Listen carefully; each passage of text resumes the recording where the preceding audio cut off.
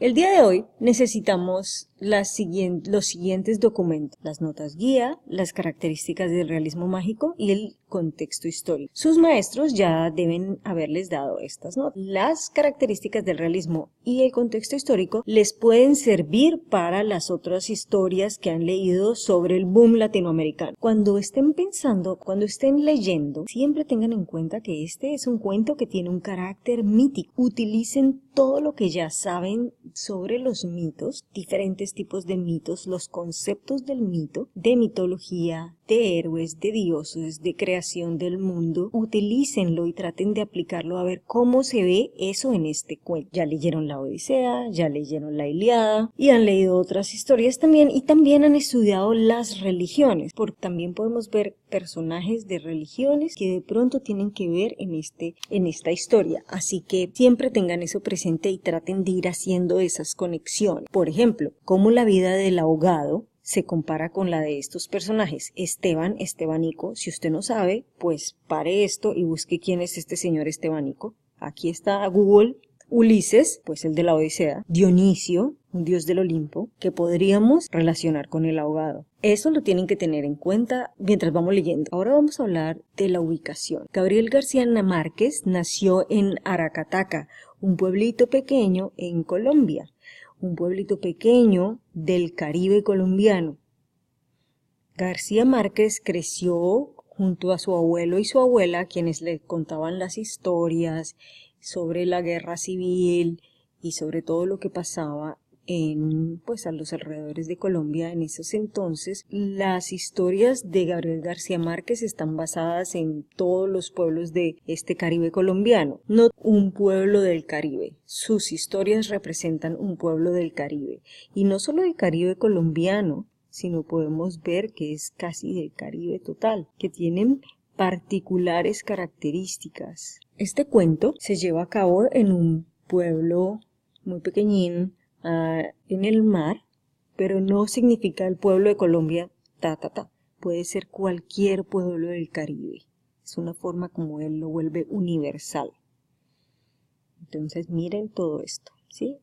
Aquí está donde nació García Márquez, y García Márquez, estos pueblos fue lo que le dieron muchas ideas a García Márquez y formaron su forma de escribir. Una cosa particular del boom latinoamericano fue que ellos volvieron la literatura basada en lo que les pasaba a los pueblos de acá. Antes la literatura estaba basada como en ideas de los ideales europeos y de lo que pasaba en Europa, en España, pero esta gente del boom empezó a escribir cosas que pasaban en nuestros pueblos, y por eso la gente de acá empezó a leerlos tanto. Me refiero a la gente de Latinoamérica, porque ellos empezaron a darle una identidad a Latinoamérica. Bueno, esto no empezó con ellos, empezó un poquito más atrás, pero ellos fueron los que finalmente hicieron el boom, la explosión, para que las editoriales compraran sus libros y por lo tanto la gente los leyera por todo el mundo. ¿Qué pasa si ellos leen y nadie los compra? Pues nadie se entera de nada. Es cuando la gente los compra, ahí es cuando ellos se enteran, y ellos pusieron a Latinoamérica y nuestra identidad propia, nuestra, la pusieron a la vista de todo el mundo. Y esa es una de las buenas cosas que nos dio el boom latinoamericano. Vamos a echarle una repasada a este pequeño infográfico que yo les hice con mucho cariño sobre las características del realismo mágico, las más importantes. Ustedes lo que tienen que pensar es, cuando están estudiando una obra del realismo mágico, no todas las obras tienen todas las características, tienen algunas. Entonces es importante saber que ustedes se sepan hartas características. Aquí les dije 8 para ver cuáles pueden aplicar a esa obra. Por ejemplo, mezcla de realidad y fantasía. Los elementos mágicos son percibidos como reales por los personajes. Parecieran como si fueran de verdad, no como, oh, esto es algo raro, algo mágico. No, es algo como normal. A veces están involucrados los sueños. Ya van a hablar de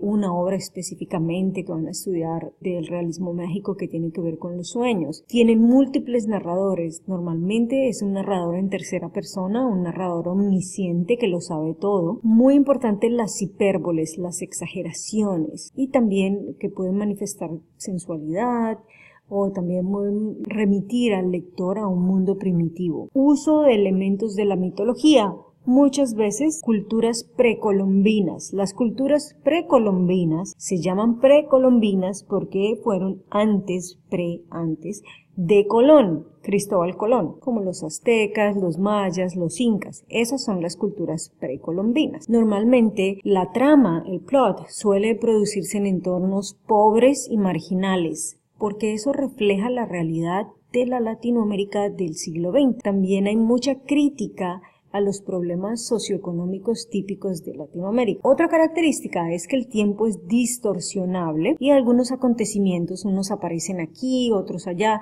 normalmente no necesariamente son seguidos. Algunas veces sí, algunas veces no. Yo les voy a ir dando, también tienen que tener sus notas guía, que vamos a hacer unos stops en el camino para que ustedes vayan trabajando. Bueno, yo les voy a leer. Ustedes van a ver estos pequeños numeritos que van apareciendo. Las palabras que son difíciles, que yo sé que ustedes no las conocen, pues ahí les voy a poner el dibujo para que de una sepan. Este cuento tiene mucho vocabulario de las cosas de navegación, vocabulario técnico sobre la navegación, por lo cual son cosas que no estamos acostumbrados, así que las palabras raras no se asusten, simplemente vean el dibujito y sigan adelante con la lectura. Vamos a empezar. Los primeros niños que vieron el promontorio oscuro y sigiloso que se acercaba por el mar, se hicieron la ilusión de que era un barco enemigo.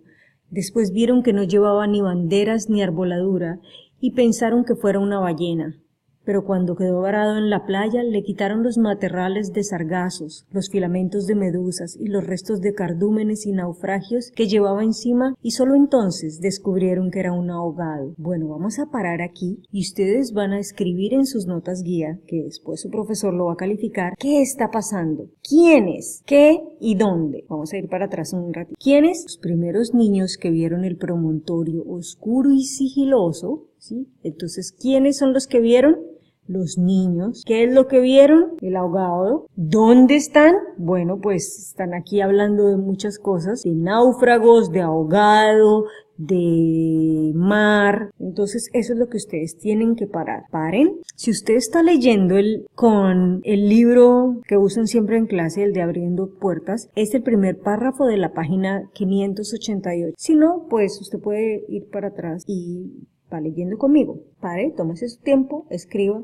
Voy a continuar. Habían jugado con él toda la tarde, enterrándolo y desenterrándolo en la arena, cuando alguien los vio por casualidad y dio la voz de alarma en el pueblo. Los hombres que lo cargaron hasta la casa más próxima notaron que pesaba más que todos los muertos conocidos, casi tanto como un caballo, y se dijeron que tal vez había estado demasiado tiempo a la deriva y el agua se le había metido dentro de los huesos. Cuando lo tendieron en el suelo, vieron que había sido mucho más grande que todos los hombres, pues apenas si cabía en la casa, pero pensaron que tal vez la facultad de seguir creciendo después de la muerte estaba en la naturaleza de ciertos ahogados. Tenía el olor del mar, y solo la forma permitía suponer que era el cadáver de un ser humano, porque su piel estaba revestida de una coraza de rémora y de lodo. Rémora, esto es un pescado, y lodo, pues lodo del barro. Vamos a parar aquí y vamos a ver esta característica que ustedes pueden ver en sus hojas de las características del realismo mágico. Dice, explica cómo esta característica del realismo mágico se ve reflejado en el párrafo.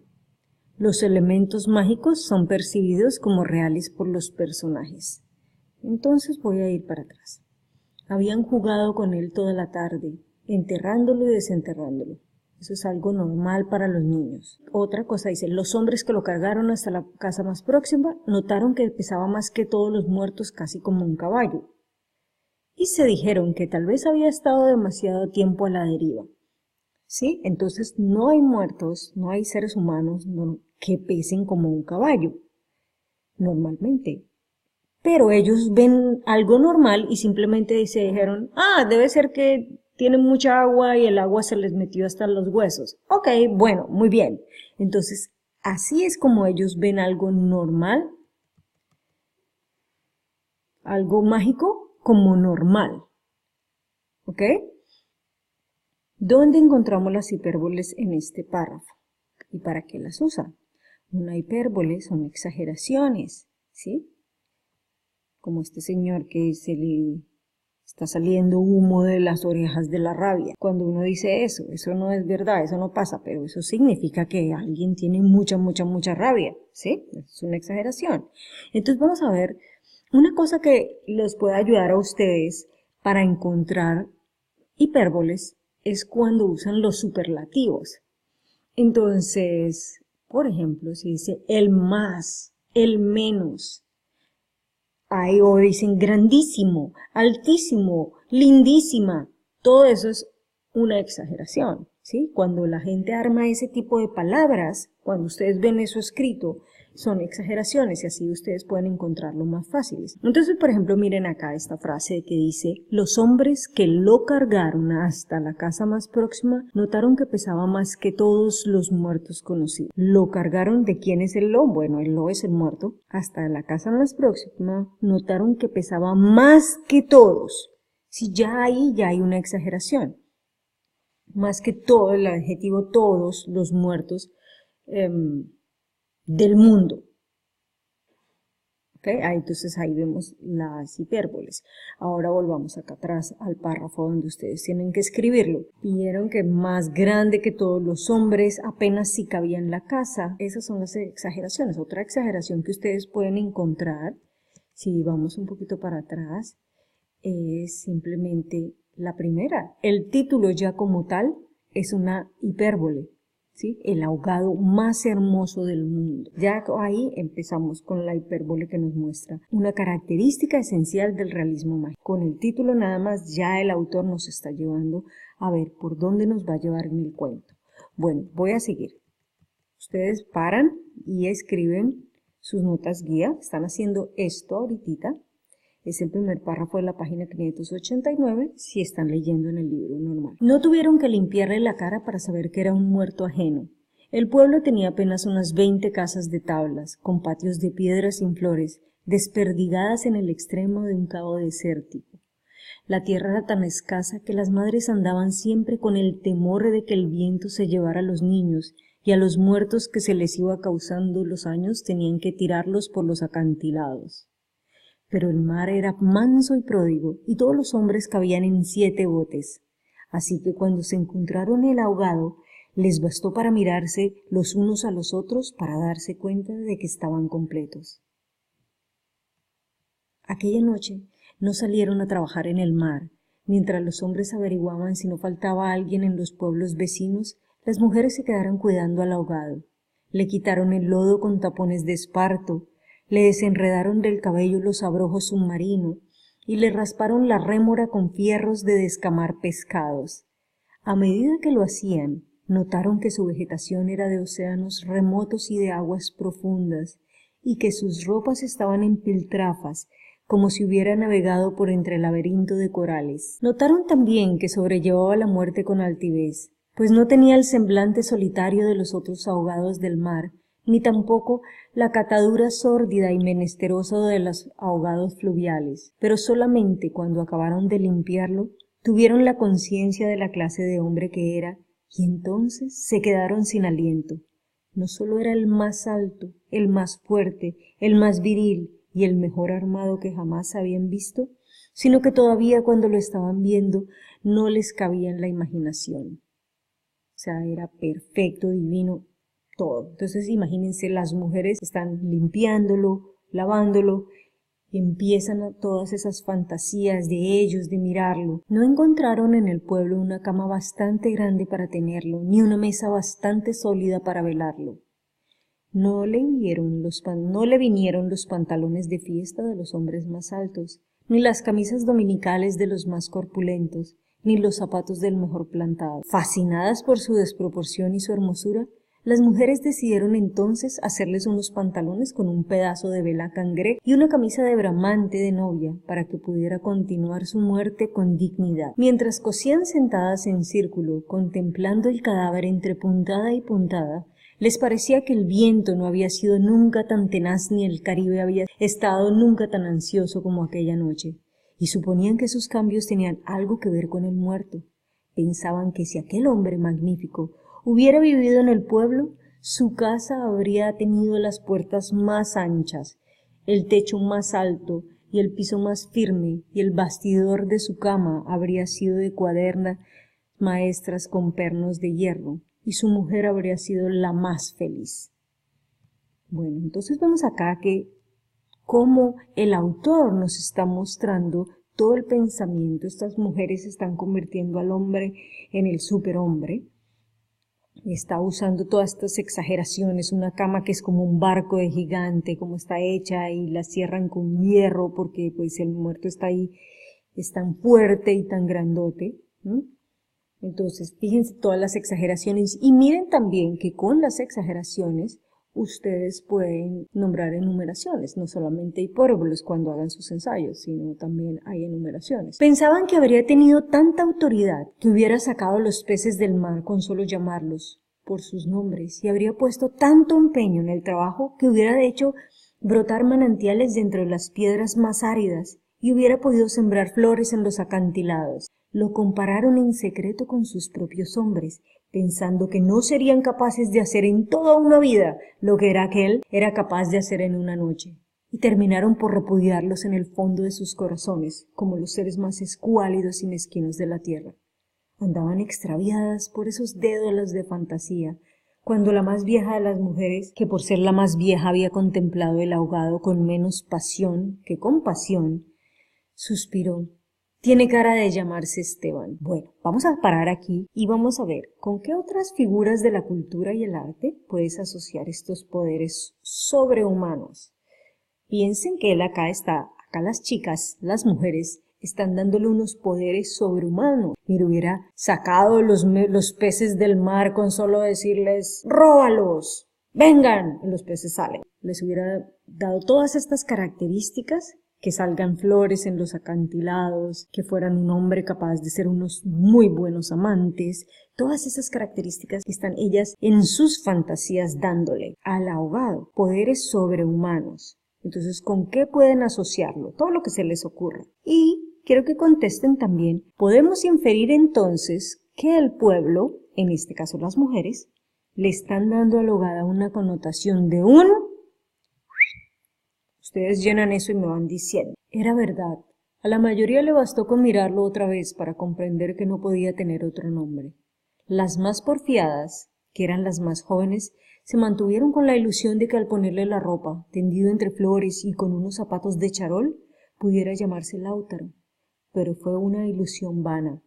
El lienzo resultó escaso, los pantalones mal cortados y peor cosidos le quedaron estrechos, y las fuerzas ocultas de su corazón hacían saltar los botones de la camisa. Después de la medianoche se adelgazaron los silbidos del viento y el mar cayó en el sopor del miércoles. El silencio acabó con las últimas dudas. Era Esteban. Las mujeres que lo habían vestido, las que lo habían peinado, las que le habían cortado las uñas y raspado la barba, no pudieron reprimir un estremecimiento de compasión cuando tuvieron que resignarse a dejarlo tirado por los suelos. Fue entonces cuando comprendieron cuánto debió haber sido de infeliz con aquel cuerpo descomunal, si hasta después de muerto le estorbaba. Lo vieron condenado en vida a pasar de medio lado por las puertas, a escalabrarse con los travesaños, a permanecer de pie en las visitas sin saber qué hacer con sus tiernas y rosadas manos de buey de mar, mientras la dueña de casa buscaba la silla más resistente y le suplicaba muerta de miedo: «Siéntese aquí, Esteban, hágame el favor». Y él recostado contra las paredes sonriendo: «No se preocupe, señora, así estoy bien», con los talones en carne viva y las espaldas escaldadas de tanto repetir lo mismo en todas las visitas. «No se preocupe, señora, así estoy bien», solo para no pasar vergüenza de desbaratar la silla, y acaso sin haber sabido nunca que quienes le decían «No te vayas, Esteban, espérate siquiera hasta que hierva el café», eran los mismos que después susurraban «Ya se fue el bobo grande, qué bueno, ya se fue el tonto hermoso». Eso pensaban las mujeres frente al cadáver un poco antes del amanecer. Más tarde, cuando le taparon la cara con un pañuelo para que no le molestara la luz, lo vieron tan muerto para siempre, tan indefenso, tan parecido a sus hombres, que se les abrieron las primeras grietas de lágrimas en el corazón. Fue una de las más jóvenes la que empezó a sollozar. Las otras, asentándose entre sí, pasaron de los suspiros a los lamentos, y mientras más sollozaban, más deseos sentían de llorar, porque el ahogado se les iba volviendo cada vez más Esteban, hasta que lo lloraron tanto que fue el hombre más desvalido de la tierra, el más manso y el más servicial, el pobre Esteban. Así que cuando los hombres volvieron con la noticia de que el ahogado no era tampoco de los pueblos vecinos, ellas se sintieron un vacío de júbilo entre las lágrimas. Bendito sea Dios, suspiraron, es nuestro. Entonces miren el cambio que ha tenido Esteban en el pensamiento de las mujeres, ¿sí? Al principio, cuando ya tiene un nombre, lo vuelven más humano y por eso empiezan a verlo también con más características, con defectos y con cualidades. Entonces pasa de ser un superhombre, como lo estaban viendo antes, ahora pasa a ser alguien completamente indefenso y inocente, alguien que ellas tienen que ayudar. Miren ese cambio en el pensamiento de ellas. Entonces vamos a hacer una parada en este momento. Ya saben dónde está aquí si están usando el libro. Y quiero que comparen y contrasten los diferentes tipos de sentimientos de las mujeres hacia Esteban. Primero estamos hablando de un super Esteban. ¿Qué es lo que es capaz de hacer este Esteban según las mujeres? Versus el Esteban indefenso. ¿Y qué cosas pueden ustedes encontrar en común? Tómense su tiempo, vuelvan a la lectura y escriban detalles. Saca los peces del agua con solo llamarlo. Es muy desvalido. Los hombres creyeron que aquellos aspavientos no eran más que frivolidades de mujer. Cansado de las tortuosas averiguaciones de la noche, lo único que querían era quitarse de una vez el estorbo del intruso, antes de que prendiera el sol bravo de aquel día árido y sin viento. Improvisaron unas angarillas con restos de trinquetes y botávaras y las amarraron con carlingas de altura para que resistieran el peso del cuerpo hasta los acantilados. Quisieron encadenarle a los tobillos un ancla de buque mercante para que fondeara sin tropiezos en los mares más profundos, donde los peces son ciegos y los buzos se mueren de nostalgia, de manera que las malas corrientes no fueran a devolverlo a la orilla, como había sucedido con otros cuerpos. Pero mientras más se apresuraban, más cosas se le ocurrían a las mujeres para perder el tiempo. Andaban como gallinas asustadas, picoteando amuletos de mar en los arcones, unas estorbando aquí porque querían ponerle al ahogado los escapularios del bien buento, otras estorbando allá para abrocharse una pulsera de orientación, y al cabo de tanto, quítate de ahí, mujer, ponte de donde no estorbes, mira que casi me haces caer sobre el difunto.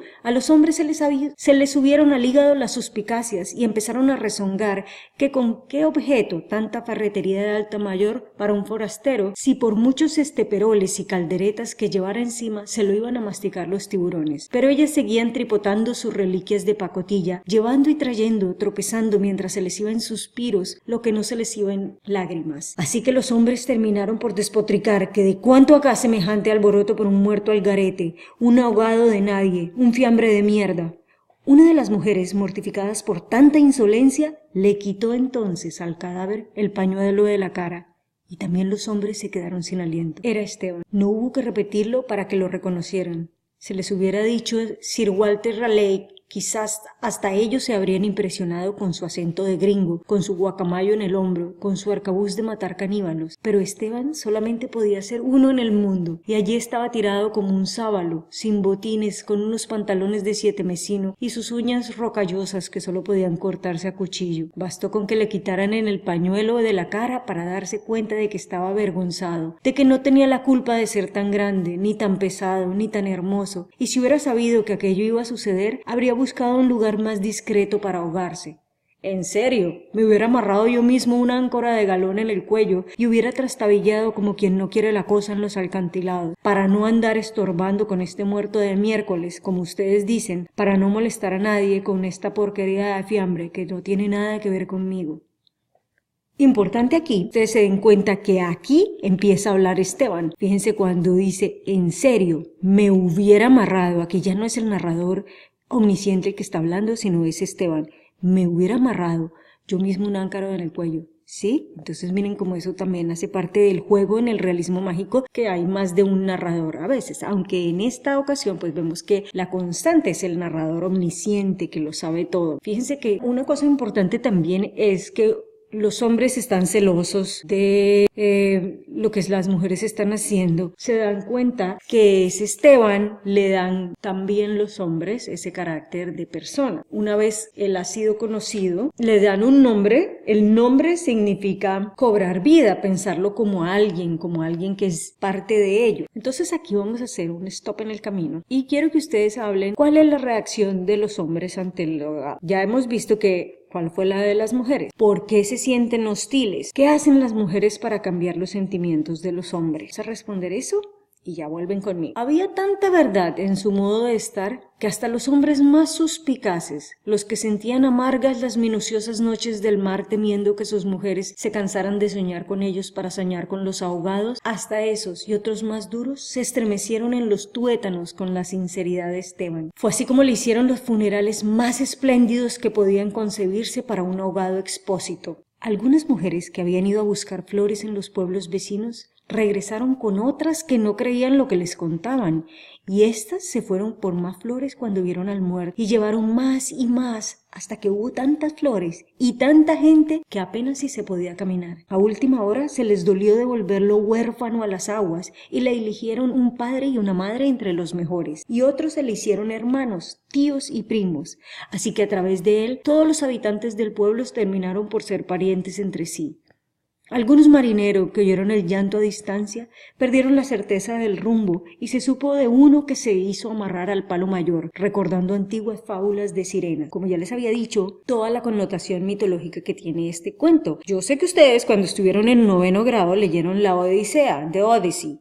Entonces, ¿se acuerdan cuando Ulises se amarró por el canto de las sirenas? Esta es una alusión también a esto. Mientras se disputaban el privilegio de llevarlo en hombros por la pendiente escarpada de los acantilados, hombres y mujeres tuvieron conciencia por primera vez de la desolación de sus calles, la aridez de sus patios, la estrechez de sus sueños frente al esplendor y la hermosura del ahogado. Lo soltaron sin ancla para que volviera si quería y cuando lo quisiera, y todos retuvieron el aliento durante la fracción de siglos que demoró la caída del cuerpo hasta el abismo. Ok, muy bien, otra vez vamos a parar aquí y ustedes van a leer esto que estaba hablando anteriormente. Esta pequeña definición de mito es una muy general definición de mito. Un mito es un relato tradicional que se refiere a acontecimientos prodigiosos protagonizados por seres no sobrenaturales y extraordinarios, tales como dioses, héroes, monstruos, personajes fantásticos, los cuales buscan dar una explicación a un hecho o a un fenómeno. Basándote en esta definición, explica en qué sentido podríamos decir que el cuento tiene un carácter mítico. Pueden hacer una lluvia de ideas, pueden poner simplemente unos puntos, pero piensen en ese carácter mítico. Piensen en todo lo que ustedes han venido pensando, como cuál es la comparación de Odiseo, de Ulises con el carácter de Esteban, y escriban todo lo que se les ocurre. No tuvieron necesidad de mirarse los unos a los otros para darse cuenta de que ya no estaban completos, ni volverían a estarlo jamás. Pero también sabían que todo sería diferente desde entonces, que sus casas iban a tener las puertas más anchas, los techos más altos, los pisos más firmes, para que el recuerdo de Esteban pudiera andar por todas partes sin tropezar con los travesaños, y que nadie se atreviera a susurrar en el futuro: ya murió el bobo grande, qué lástima, ya murió el tonto hermoso, porque ellos iban a pintar las fachadas de colores alegres para eternizar la memoria de Esteban, y se iban a romper el espinazo excavando manantiales en las piedras y sembrando flores en los acantilados, para que los amaneceres de los años venturosos, los pasajeros de los grandes barcos despertaran sofocados por un olor de jardines en alta mar, y el capitán tuviera que bajar de su alcázar con su uniforme de gala, con su astrolabio, su estrella polar y su risa de medallas de guerra, y señalando el promontorio de rosas en el horizonte del Caribe, dijera en 14 idiomas: miren, allá donde el viento es tan manso que se queda a dormir debajo de las camas, allá donde el sol brilla tanto que no saben hacia dónde girar los girasoles, sí, allá es el pueblo de Esteban. Y colorín colorado, el cuento se ha acabado. Fíjense una cosa que es muy importante en este párrafo. Este párrafo hace referencia a cosas que hablaron en el primer párrafo. Por ejemplo, cuando están diciendo no estaban completos. Recuerden que antes él siempre estaba que se miraban y estaban completos. Entonces ahora Esteban hace parte de la comunidad. Entonces lo integraron a él en esa comunidad. Y para que él vuelva cuando él quiera, todo eso que hablaba antes también, pero también sabían que todo sería diferente, que sus casas iban a tener las puertas más anchas, los pisos más firmes. Todo eso es esa forma como el pueblo empieza a cambiar para mejorar, esa transformación que vive el pueblo gracias a este ahogado. Miren, y señalando el promontorio, que antes era un promontorio que no tenía nada pelado, el promontorio ahora de rosas en el horizonte del Caribe. Es ese cambio en el que ustedes tienen que pensar. Y este es el final de la historia de el ahogado más hermoso del mundo. Vamos a hacer una cosa ahora. Explica lo que representan los siguientes símbolos en el cuento. Conéctalo con un tema. Yo puse un ejemplo y lo puse muy general. Hubiera podido profundizar más, pero quiero que ustedes tengan más idea. Esteban representa lo bueno del mundo y representa la motivación. La comunidad crea mitos fantásticos sobre Esteban, aunque nadie sabe nada de él. Esteban motiva al pueblo a superarse. Ese es el tema. Ahora ustedes van a decir qué representa la comunidad, quién es la comunidad y exactamente las flores. Otro símbolo. Pueden haber muchos más símbolos. Yo escogí la comunidad y las flores y el ahogado y ustedes lo completan.